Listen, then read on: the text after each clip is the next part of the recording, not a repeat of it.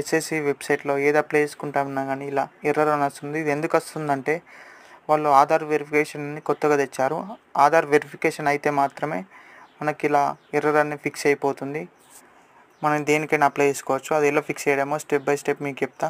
First chrome browser open చేసుకొని SSC జిఓఇన్ అని type చేసి ఎంటర్ నొక్కండి. ఎంటర్ నొక్కగానే ఇలా ఫస్ట్ వచ్చిన లింక్ను క్లిక్ చేయండి. లింక్ క్లిక్ చేయగానే మన లాగిన్ డీటెయిల్స్ అడుగుతుంది. Registration number, password, captcha enter చేయాలి. ఎంటర్ చేసి లాగిన్ బటన్ కొట్టండి.